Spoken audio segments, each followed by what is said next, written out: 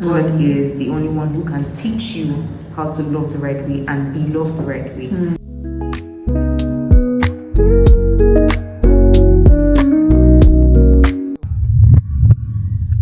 Hi guys. Hi. It's so exciting to have you guys today. Thank you for having You have us. such a lovely home. Thank you so much. So how are you guys feeling today? I'm good. I'm okay. I'm good as well. That's really good to hear. Please introduce yourselves. Okay. I don't go first. Okay, hi guys. I'm Sarah Bankole. I'm a graphics designer and a project manager. And I'm a little nervous, but I'm happy to be here. Ah. Hi, I'm Shay Alexander Bankole. By day, I'm a chemical engineer working for pharmaceutical companies here and there. And by night, I'm married to the most beautiful woman in the world. No. Shay is married to the most beautiful man in the world all day, every day. We agree. Yes, you're not just married to I'm not married to her just by night. It's a full Every day is a full-time job. Exactly. Full-time husband, yes. Very correct. You guys are hilarious. How did you guys first meet? Baby, do you want to tell them that? Very long story. I believe I was 4 and she was 6 at the time. So she had just moved to my church and my mom was the women's unit leaders at the time. So she would normally go for visits to church members' houses here and there. And I was always this quiet boy. I would sit. I won't talk too much. They served me rice, I would sit. I used to just, do my thing. And then so I went to this auntie's house one certain Sunday and wow, I was like, who is this pretty girl in a pink dress, She thank your mom for that, for those pigtails. She looked very cute. She made the prettiest little girl. So yeah, I think that was about it.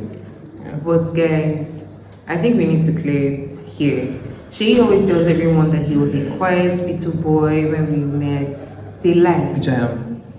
I thought I had to work extra hard, try to crack the shell just to make him comfortable. Little did I know, this one right here, he's not quiet though. She is not shy, he's not quiet, he's not timid. If anyway. She has no whatever evidence. No evidence. This one is a troublemaker, but alright. Cool.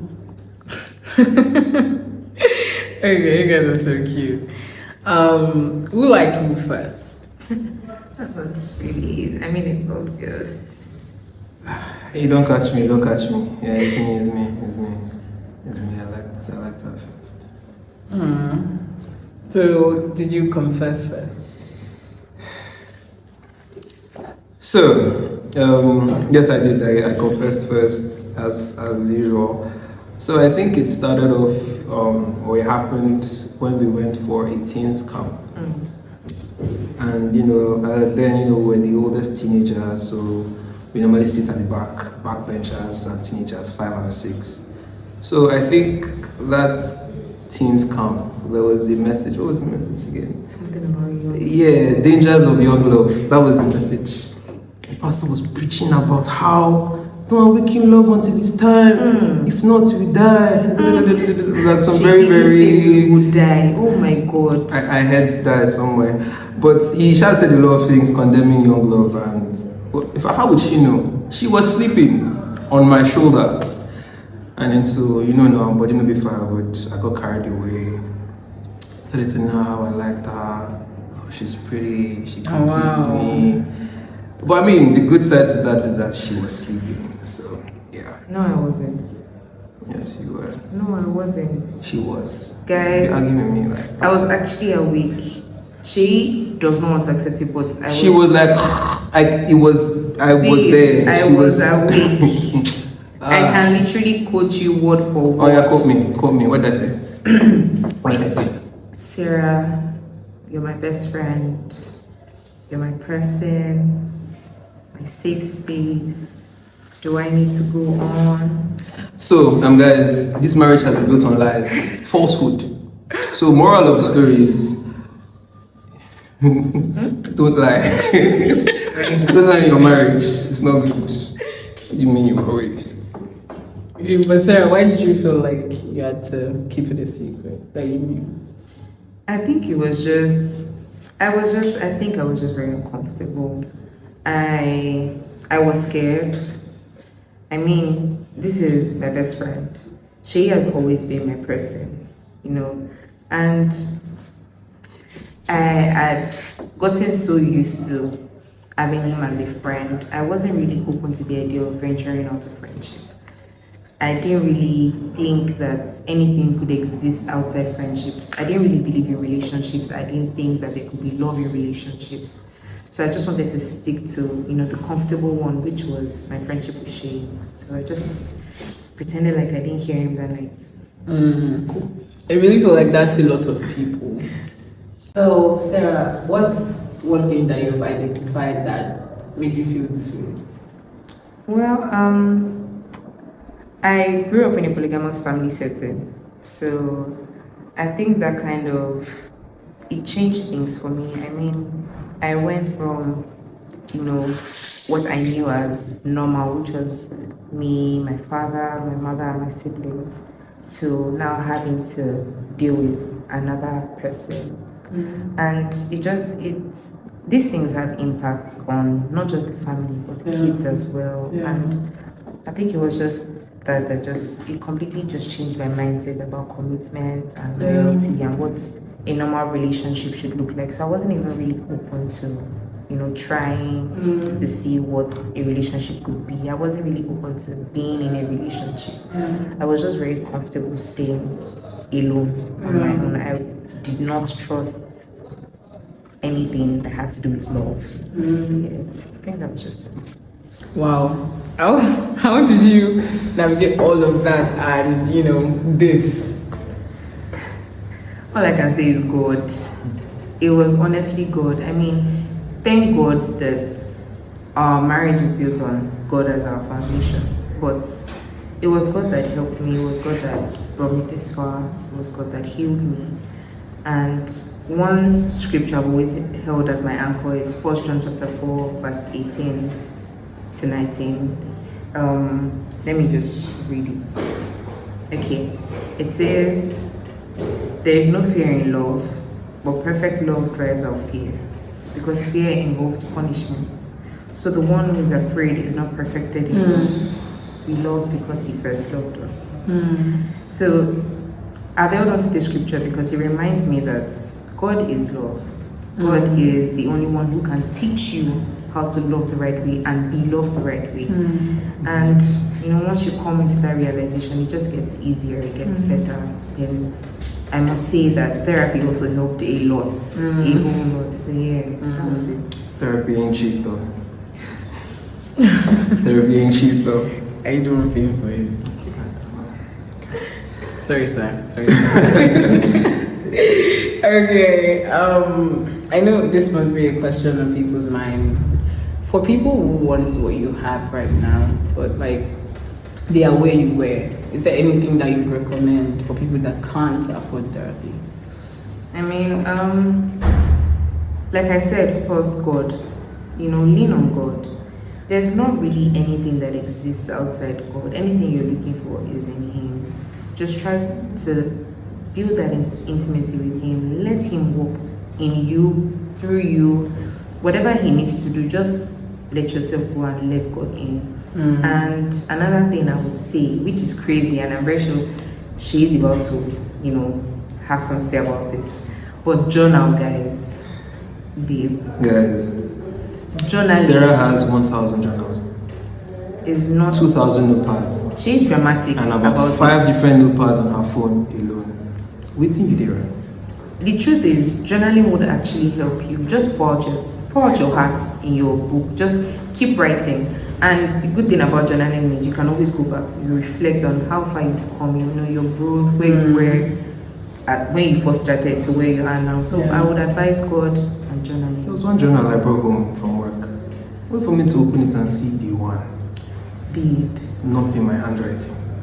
She didn't even ask me. Let's go. Did you help or not, sir? Shall we move on? So, Shay, how did you get out of the friend zone? Okay, that's actually a good question. I didn't necessarily get out of the friend zone. I got out of the friendship in total. Wow. What he means by that is this man ghosted me. She ghosted me, guys. You what? I can You explain. ghosted me. I can explain. Okay, But what you happened? ghosted me. So I can explain.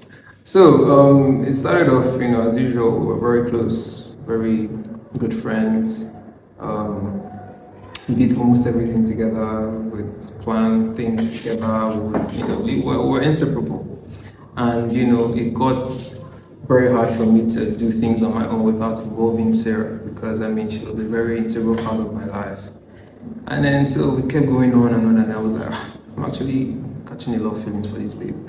And, I didn't really want to tell her because, usually I was not really a man that was really in touch with his emotions.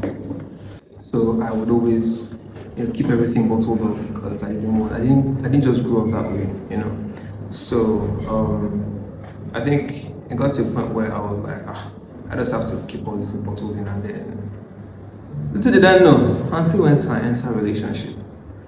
Wow. Started dating somebody else. And I was very heartbroken. So me that me so and then it really broke my heart, and then I was like, I'm going to just give her space. So I took a step back, and she, was doing her own thing, and then I went and tried to figure out a way to just get my life back on track and find out who she really is, without Sarah in the picture. Wow. So, you guys have been friends almost all your life. Now you're no longer talking to this your friend. What happened after that time? Well, after that time, it was a very, very bad spiral. Like everything wrong just started happening, and then so I think like 3 months after I stopped talking to, because she tried reaching out, but I didn't really take any of her calls. Calls, texts, emails, DMs, all those, everything. I didn't take any. So I think I got into a relationship myself for her safety. I don't mention her name, but I got into a relationship, and it was good for only a little while, and then after a while, it just got really toxic. I just developed anger that I didn't know where it came from. I was always unhappy, always moody. I was always acting, off. I was always absent-minded. I wasn't really in touch with my feelings in the relationship. I've never really been in touch with my feelings, growing up. And then so it just built a very negative energy in the relationship with, my ex at the time. Yeah. And then so it led to a very, very bad breakup. And after that first one, it just kept being bad relationship after bad relationship after bad relationship. And I just started accumulating, I wouldn't say accumulating, I started developing very bad characters. I started being very confrontational. I started wanting to instigate fights everywhere, over the littlest things. I started, just being a very, very lazy person. So yeah, that was basically what happened, and then it was nothing really good was happening at that time. What would you say has changed you from that man to this man? Okay. Well, before I go into that, I would just like to give a very brief backstory to the kind of person I was. So, growing up, I grew up with I would call him a militant. My father had the persona of a militant. He always trained me to be a soldier. With everything I did, we'd always say, "Men don't cry, men don't beg, men don't do this, men don't do that." With the latest things I do, he would scold me, he would beat me, he would do all sorts of things. It got very, very toxic at the point, and I just became a shadow of myself because I started living to seek the approval of my dad. My mom, on the other hand, wasn't really like that. They were very, very polar opposites. And so it got on like that, and I despised him at a point. because I said to myself that I would never actually grow up to be like him. So he just kept. So when I became my own man and everything, when I became my own man, I just had to start. I think everything I did was me intentionally trying to not be like him. And so after leaving Sarah, I just went straight into relationships, started being the exact person. And then so I think things were not really going well for me. I'd finished school, I wasn't really making progress in my career. And then so I think it also fueled my anger as well. So I remember this one time I went home and I think I was at home for a while, for about 2 months. And then, I and my mom, we had a little fight. And I was raising my voice, I was throwing things around, even till today, whenever I think about it, it's not really, really a pretty memory. And then so she said one thing to me that actually stood out, and I was like, oh wow. She said, "You're exactly like your father." And I think that just flicked a switch in my head, and I was like, wait, what exactly am I doing? Like, I've literally become the one person I was running away from. And then so I burst into tears and I ran out of the house. And I was outside for days. Like, I was just roaming around looking for ways to actually not be this person that my mom thinks I am.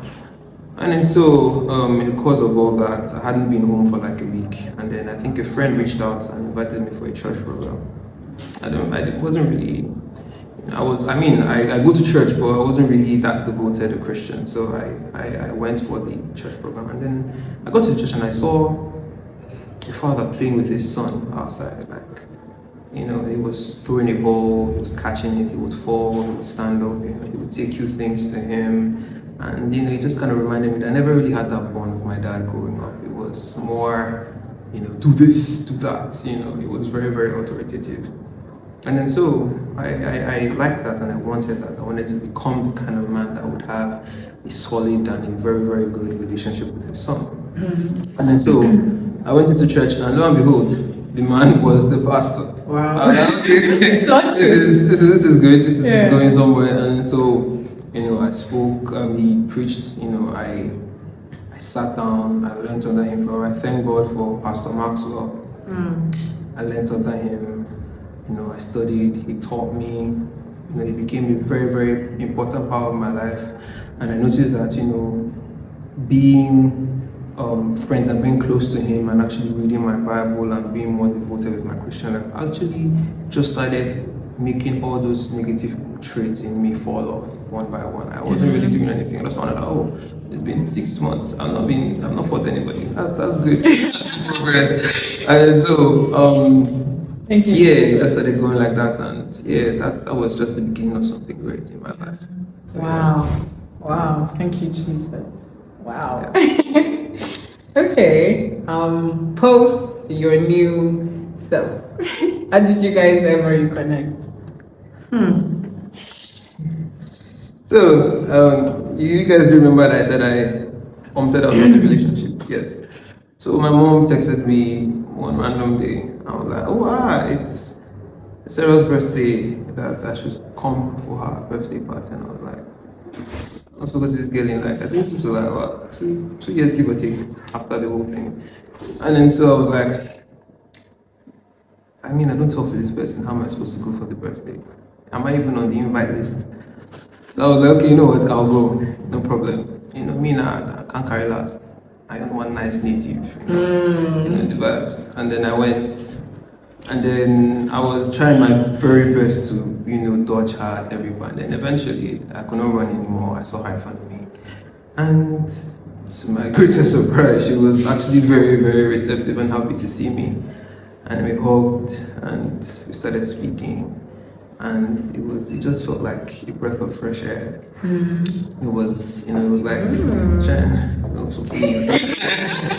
felt like a breath of fresh air. We were, getting in touch with old times. She reminded me about a lot. She spoke about a lot of things. We laughed about old memories. And it turned from her birthday party to a get together. Like everybody was looking for her, and she was with me the entire time. So that was basically it. And then from there, after that day, babe, I think you're forgetting to add the fact that my mom actually orchestrated everything. See, my mother is a lot of things, but one thing. God bless you. My mother had reached out to Shei's mom and she's like, we need to get these two talking. Okay. So shout out to my mom. Thank you, mommy. Thank you, mommy. Mommy is the reason why you guys are seeing us here today. Yeah. And of course. Shout out to mommy. Thank you. If not, I'd have been a bachelor still right now. So after that day, she started calling mom. I was like, okay, let's see where this goes. You can't deny that one. I cannot. So Guys, stand up, girl. No, I was just happy to have my best friend back. So I was willing to do anything and everything to make sure that this one right here was not supposed to be a game. So when I say I put in the work, I put in the work. Yeah. So from calling, we started texting.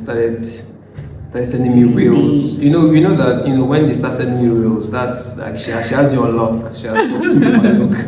Started sending me reels, and then we started planning dates and outings and all Okay, that. before the romantic part, did you guys iron out the ghosting part? Because I know you guys did just. That was the first topic of discourse. Okay. She did not let me, even though I tried my best to shy away from it, but she made sure that was the first thing we spoke about. We had a lot to talk about. A lot of We had to iron out a lot of things. I apologized 1,000 times that night. I also, come on, Shay, you don't make it sound that bad. I apologized a million times as well because I was more slightly. Shay was determined to This is not a hold on to the part of me that had bad character. But thank God for God. Thank God for God. So, and then I was like, I need to know exactly what I'm doing. So I had to pray about it. I had to see God's face, and I had to also talk to my mentor, Pastor Maxwell, as well. And then we prayed for a while, and then I got confirmation, and he supported me. And then I took the bold step. Hallelujah. And I asked her out, and I had my fingers crossed. I'm like, oops, the rest is history. Maybe some other time I'll give you guys the gist of how this one asked me out. It was great, he tried. Mr. Romantic, that's not good on him. Oh, you guys are so cute. Okay, in this romantic relationship that you guys were in, I mean, it must have been a shift because you guys had always been friends. What was your biggest struggle? I know what she's going to say. Come on. But carry on. But it's the truth. Our biggest struggle was actually the age difference. I mean, I'm not much older than she, but I'm Igbo. And my mom always had this idea that, her daughter was going to marry an established Igbo man, one, that was older than her. And so you can imagine how difficult it was for us to navigate, the whole situation when I had to tell my mom that, first of all, he's not Igbo. Secondly, he's not older than me. And thirdly, he's even someone that you know. I mean, this is practically her best friend's son. So it was quite difficult. A lot of my family members were not so open to the idea of she and I getting into a relationship simply because of the age difference. I mean, they made it look like I was She's sugar mommy. This old Asian woman. But it was difficult, but I think because we had gone through so many hurdles before that moment, we're willing to battle it out. This man is stubborn, but you see me, I was not ready to let go. But if you think about it, if you really think about it, I don't really look that young. If you look well, if you look fast. That's not the point. If you look fast, I'm not really that young. But I mean, the younger men are winning these days. Okay, so we get it. What's one thing that you love about your spouse? I think I'll go first. I I like how she commands her environment. You know, I've been in her workplace and yeah, I bagged the good one. She knows how to get work done. You know, she's not bossy. She just knows how to, you know, coordinate people. She knows how to put people together. She knows how to bring people together. She's like glue, you know, gorilla glue. She does. she brings people together. You know, she makes. Offended you. You're a strong one. Gorilla glue is strong. So she brings people together. You know, people work together. And yeah, I really like that about her. That's in the office. At home, she's a teddy bear. You're ruining my reputation. I mean, I have to say the truth, man. Kind of everybody is. Yeah. Well, one thing I really love about my husband is she is the kindest person I've ever met. And apart from that, he has the ability to just light up the room. I might be having the worst day, and I know that the minute I speak to she, I just feel better. And not only because we're married, but I've seen him, you know, go out of his way just to make sure that people are at ease, that they feel good about themselves, that, you know, they're having a good time. He's just an all-round amazing person. Stop it, I'm shy. No. So I can actually say I bagged a good one as well. God will help us. God of the singles.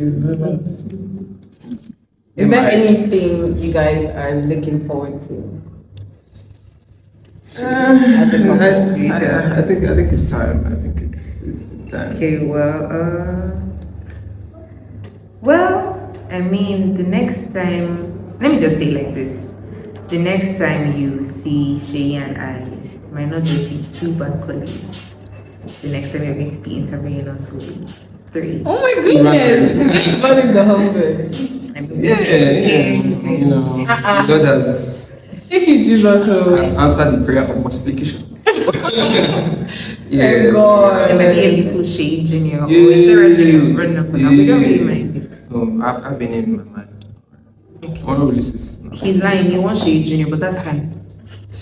Thank Thank you so much, guys. It's been so lovely having you. Thank you for having us as well. Thank you. Thank you. Bye, guys. Bye.